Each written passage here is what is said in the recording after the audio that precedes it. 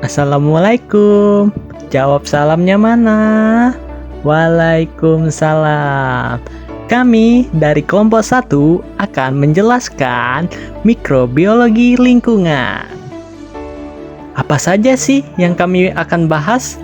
Yang pertama yaitu definisi mikrobiologi. Yang kedua, penerapan mikrobiologi di lingkungan. Dan ketiga, manfaat mikrobiologi lingkungan. Oh iya, di sini saya akan menjelaskan kelompok 1, yaitu yang pertama Nopriandi dan kedua itu saya Muhammad Rapli Ramadan dan ketiga Lati Okta Ramanda. Yang keempat Atina Kurbahanipah. Kelima Dwi Puspita dan keenam Ayu Arisma. Oke guys, langsung saja kita masuk ke tahap penjelasan mikrobiologi lingkungan. Mikrobiologi lingkungan adalah cabang ilmu mikrobiologi yang mempelajari mikroorganisme seperti bakteri, virus, fungi, dan protozoa yang hidup di lingkungan alamiah termasuk di tanah, air, udara, serta lingkungan buatan manusia seperti bangunan dan peralatan. Mikroorganisme ini dapat memiliki peran yang penting dalam ekosistem dan mempengaruhi berbagai proses alam, termasuk siklus biogeokimia, dekomposisi bahan organik, pembentukan tanah, dan kualitas air.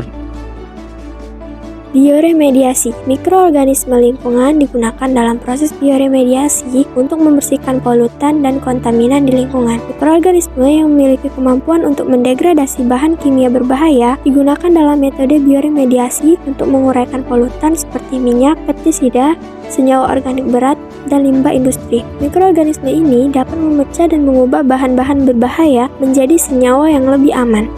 Konsep bioremediasi. Ada dua jenis bioremediasi yang umum dilakukan. Pertama, bioremediasi dalam situ atau in situ. Bioremediasi in situ dilakukan di tempat polutan atau kontaminan ditemukan.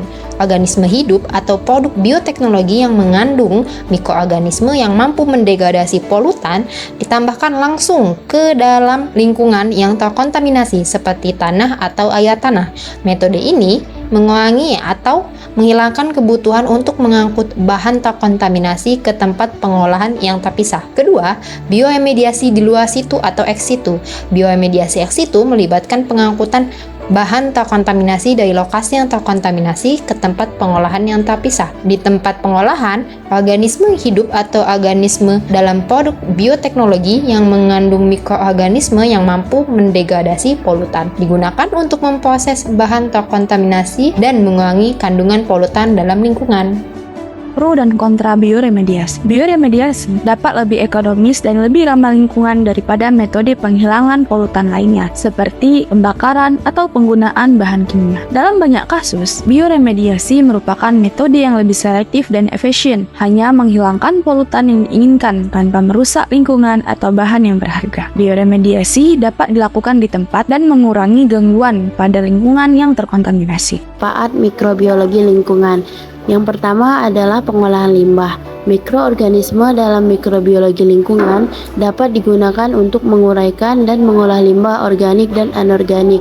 Beberapa mikroorganisme mampu menguraikan senyawa polutan seperti minyak, pestisida, dan logam berat, sehingga membantu dalam pemulihan dan pengurangan pencemaran lingkungan.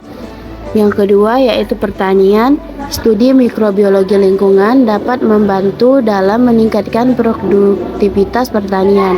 Beberapa mikroorganisme menghasilkan senyawa yang memperbaiki kesuburan tanah seperti nitrogen dan fosfor. Mikroorganisme juga dapat membantu dalam pengendalian hama dan penyakit tanaman melalui teknik biopestisida dan biofungisida yang ramah lingkungan. Yang ketiga yaitu kesehatan manusia. Mikrobiologi lingkungan juga berperan penting dalam kesehatan manusia. Mikroorganisme patogen membantu dalam pencegahan dan pengendalian penyakit. Mikrobiologi lingkungan juga berhubungan dengan neurobiotik dan prebiotik yang dapat menjaga keseimbangan mikrobiota usus dan meningkatkan kesehatan usus.